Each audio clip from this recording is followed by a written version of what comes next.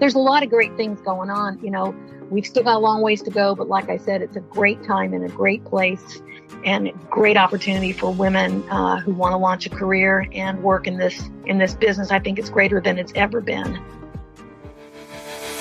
Welcome to the Woman Angler and Adventurer Podcast, inspiring real women with a passion for fishing in the outdoors to go get their adventure on. Now, here's your host, coming to you from the Lance Chuck Camper Mobile Podcast Studio, Master Captain Angie Scott. Welcome, everyone, to this week's episode of the Woman Angler and Adventurer Podcast. I'm sitting here still down in Southwest Florida in the Lance Truck Camper Mobile Podcast Studio, and I have a special guest joining me via phone today, Wanda Kenton-Smith. Welcome to the podcast. Thank you, Angie. Before we jump in, I want to congratulate you on your latest achievement with the Woman Angler and Adventurer Podcast. I voted for your show, and I'm so proud of your achievement. Congratulations, girl. Thank you so much. I'm still trying to wrap my head around it. We had some pretty stiff competition there with the Backpacker Radio podcast. Sure did. And found out that they have like 23,000 followers on their Instagram. So it just goes to show you the power of the fishing community, and especially women in fishing, when we all band together to support each other. So absolutely. It's a powerful voice, and thank you for the great job you're doing. Thank you so much. Well, I'm excited to have you on the show. We've kind of known each other for a couple years now through the Sober Skipper Foundation. And I know you've been in the marine industry for a long time, so I want to talk a little bit about your background in that. And, sure. We can kind of start off with, your background is really marketing. How did you get into that, and why do you have such a passion for it? Yeah, well, that's a good question. I was actually a journalism major in college, and I thought my career was going to be in the newspaper business, but I was just very serendipitous. I was at the right place at the right time, and I had an opportunity to take a job with World Publications as the editor of Water Ski Magazine and Water Ski Business. And we later launched Windsurf Magazine, and that's really what launched my career in the marine industry. But what I learned is that the really kind of like the writing and storytelling skills are what actually opened the door to work in the marketing side of the business, because I didn't train or study to be a marketer. It just happened. I was a writer and editor who learned early on how to change my voice for the intended audience. We see a lot of that today with really great content producers and storytellers that work kind of on both sides of the equation. So besides writing and editing and covering the water ski scene, I also work closely with the manufacturers and service providers in that niche. And the ad director at Water Ski at the time had asked me to help write some copy and help direct some marketing initiatives for some of his clients. So that ended up morphing into a role of providing content for a lot of the advertisers. And one that I worked really closely with was Rob Shirley, who was the founder of Mastercraft Boats. And I was writing probably 95% of all their national ads for them, which they were placing in the magazine. So we really struck up like a great personal and professional relationship. And one day, he and I were sitting next to each other on a flight coming back from Jamaica after covering a water ski tournament. And he asked me why I didn't start a ad agency. And I'd never even thought about that, and thought never had crossed my mind.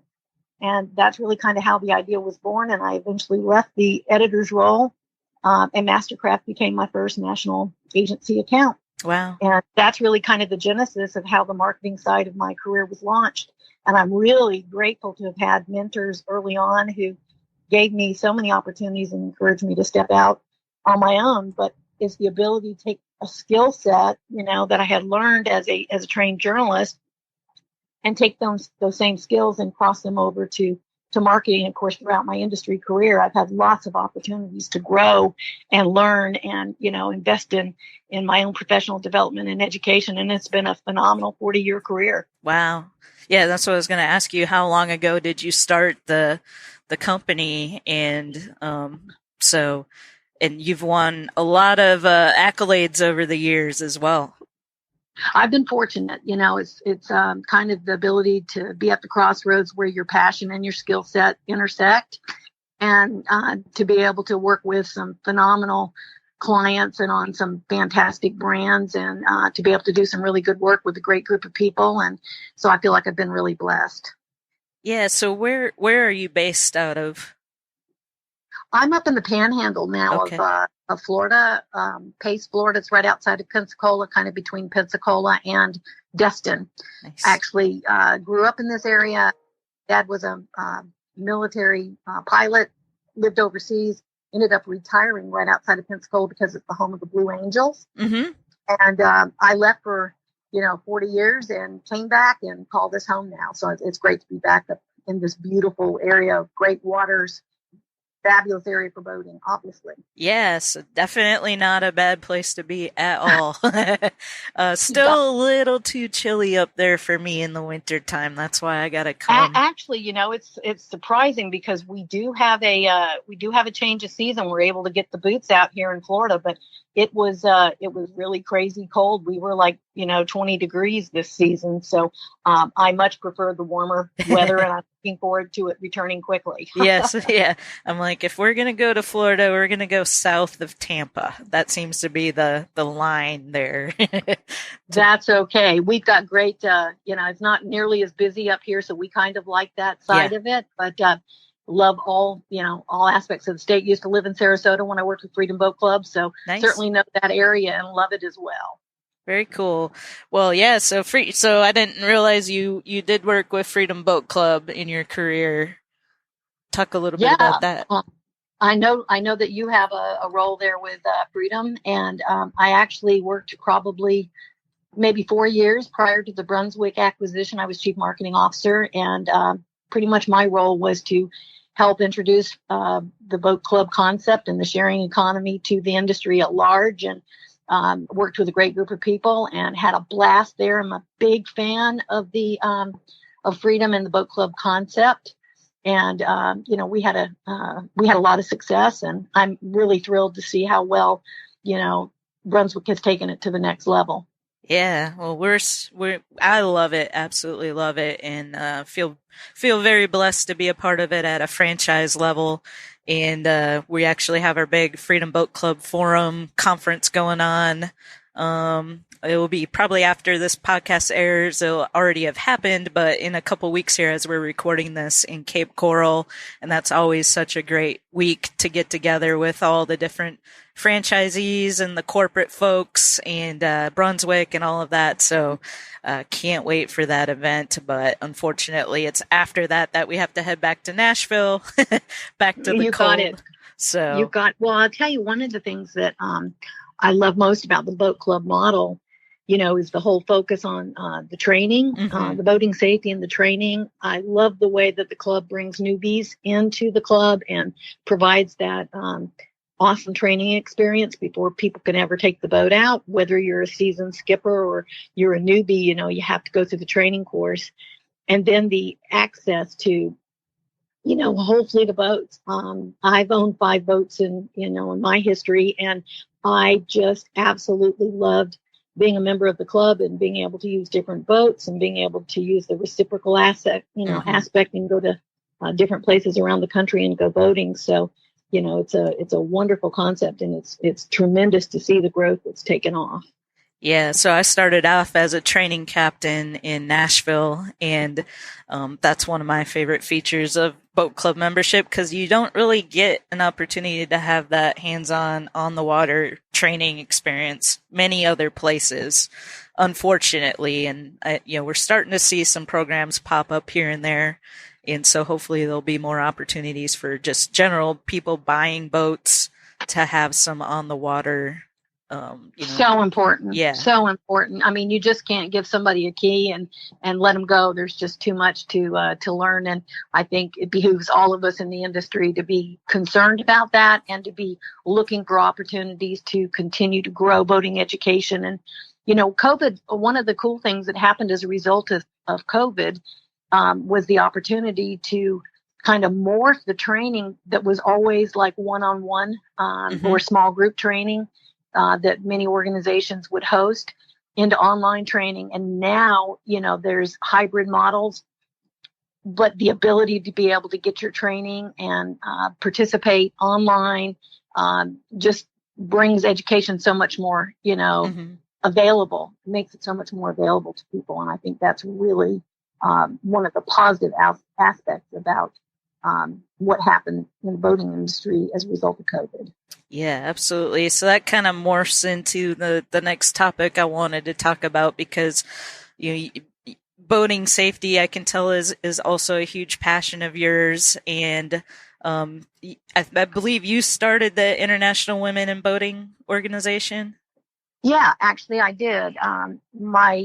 It's interesting because when I first started in the boating industry, and you would go to a boat show, for example, there were very few women there on the trade side of it. Obviously, a lot of women shoppers that were there with their spouses or with their families, but there were a handful of us, at least on the executive front, probably a lot of women working in dealerships and that type of thing. But when it went to like going to boat shows, you just wouldn't see a lot of women working. And so it's been awesome for me to see the growth of women over my career, and it's been a concentrated effort to help pave the way with a handful of women that were actively engaged at the early stages, kind of the industry. So I've long been involved in advocating and championing women, and I'm really thrilled to see the gains women have made since my early days. And I think we've got a long ways to go, but we've certainly come a long way as well. Yeah. So you asked about International Women in Boating. There were two initiatives I was involved with kind of in the early days. Back in the early 90s, I launched a training firm that was called Marine Marketing to Women. And I basically put together a training program and went around the country speaking to various groups within the industry about the buying power and the influence of women, in the purchasing process, because women just weren't given the attention or the respect really that they deserved. And I'd gone to the Fort Lauderdale International Boat Show and brought a camera crew, and we did some filming down there, kind of squirrel filming, if you will, behind the scenes.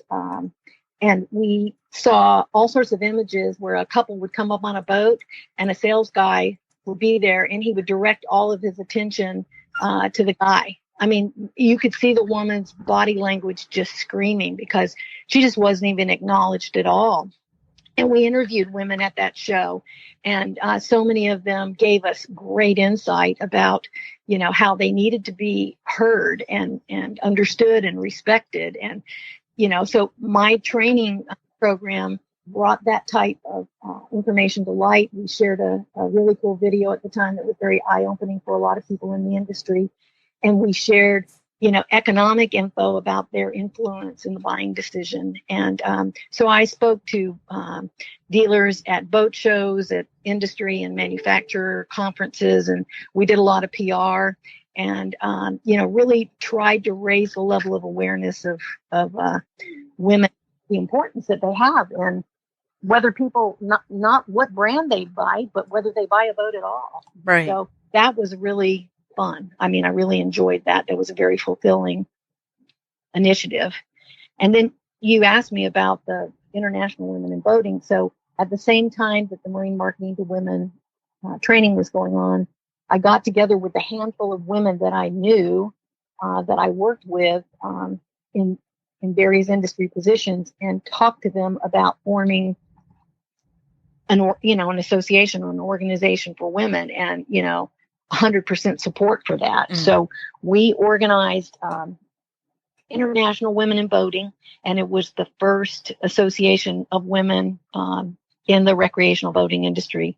And we grew it from a grassroots group of a few dozen to 300 plus, dues paying members at the time.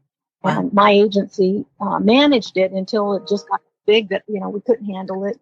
And we had a national awards program, networking luncheons at key boat shows, speakers, that type of thing.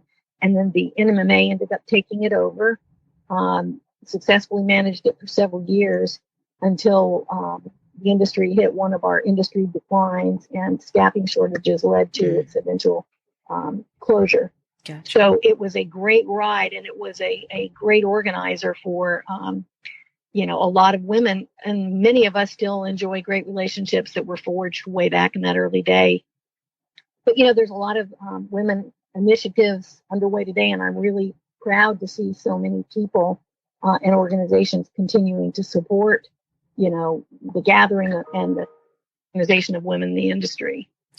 Yeah, that's awesome. And, I'm hearing a lot of parallels with women in boating and women in fishing. We have a lot of those same conversations where women walk into a big, fishing retailer and the salesman's only talking to the guy, so yeah. It's a very similar struggle, but we're definitely making some strides in the right direction. Well, I think so much of it's education, Angie. It's like, and the sad thing today is so many of the people working, like on the retail side of it, grew up with moms working, with working and professional moms, so that they know women have, buying power. So that's a little bit of a disconnect. But I think that's part of what we have to do, is continue to talk about it and continue to make waves, if you will, so that people understand that there's a great opportunity for us to involve more women and engage more women in boating, fishing, sailing, all aspects of the boating lifestyle.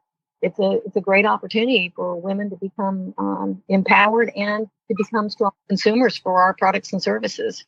Yep, absolutely. Well, will you be at the Miami Boat Show here coming up? I can't wait. I'm looking forward Awesome. to it. How about you? This will be my first one. And so I'm excited to see a lot of women there, I'm sure now, that things have changed a lot over the years, but I will only be able to be there on Friday. I'm kind of making it a day trip. It's going to be a lot to try and take in a day, but I'm excited to just kind of see it firsthand. Yeah, it's a big show, and I'm looking forward to the convention center. They've totally revamped the convention center, and I'm looking forward to that Discover Boating experience that NMMA and Informa have put on, that's geared towards introducing new people to boating. I can't wait to go see that myself for the first time. So, it's exciting to see that the industry is continuing to try to evolve and bring more people into the sport and the lifestyle. Yeah, it's important to continue to grow the industry. So, seeing definitely some great things going on behind the scenes that are, getting extended out to the consumers and making a difference. So, yeah, well, I was just going to mention, there's a handful of groups that have done I think a tremendous job in raising awareness and getting women in the industry, more actively engaged. I'm not sure whether you're aware of all of these, but I thought I would just share it so that your audience might be interested to know that. But the team at Boating Industry Magazine sponsors annually the Women Making Waves recognition program. Mm-hmm. And there's usually 30 women or so from throughout the industry. They're nominated, and a panel of judges selects them, and they're spotlighted, and there's an awards presentation to recognize women throughout the industry, for their outstanding achievements. And they also host a women's panel at the Elevate Leadership Summit that they sponsor and promote every year, which is really awesome. And I've been actively engaged and moderated 2 of the panels. And, you get top women from throughout, different segments of the industry sharing their best practices to help and inspire and motivate and educate others. And there's women and men both that attend that event. So they've also launched a women's advisory council with the hope to be able to give input to the magazine on how they can help better promote and support women.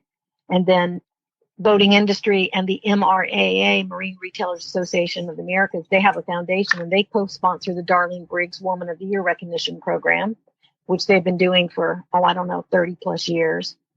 It's a fantastic program. And then I don't know when you're going to be in Miami on that Friday if you're planning to attend, but Michelle Goldsmith and our friends at Soundings and AIM Media have done a great job they host these professional development seminars and webinars. And they've also recently launched a women's mentoring program in the industry, and they've gained a lot of momentum. I give them a lot of credit for the work they're doing.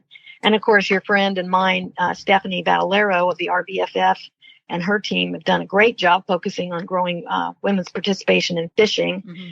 And I think you're also actively engaged with the Outdoor Women's online forum and community that she's launched also. And last one I had, I don't know how well you know or have worked with Betty Bauman, mm-hmm.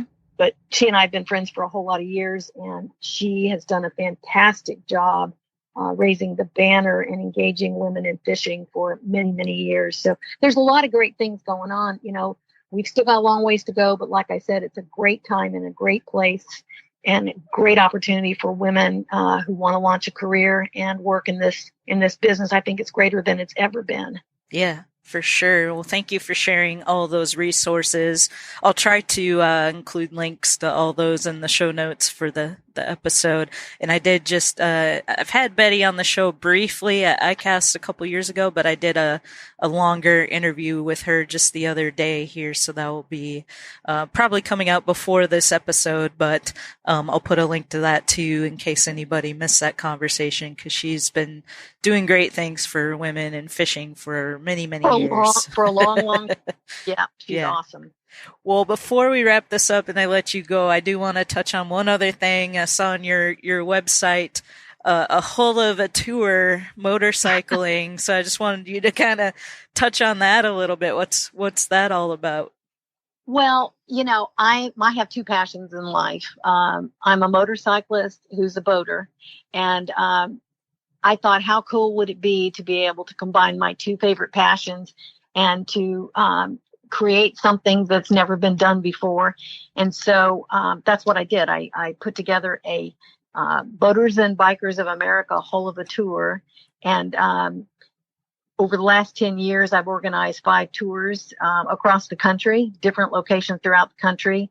So it's people in the boating industry who are bikers who also like to boat. So the unique aspect of our tour is that we mix motorcycling with fun boating stops along the way. So it's been a blast. We've been all over the country. You know, we did our first trip 10 years ago was from Destin to San Diego, and it was a 10-day trip, 3,000 miles. And we did a lot of really cool exploring on our bikes and stopped at some really cool places and splashed down and, in San Diego Bay, and went boating and sailing with our friends from South Coast Yachts. And people have hosted us at all sorts of fun boating locations, and then we get the best of both worlds, being able to ride and boat at the same time. That's super cool. So funny story is I had a motorcycle, and then when I decided to buy my first boat, I was like, well, I guess I need to sell the motorcycle because, well, first of all, I needed the money to buy the boat. That was the big thing. But the other thing was, I'm like, okay, well, when the weather is beautiful, am I going to be motorcycling or am I going to be boating? And so at that time, I was leaning toward boating.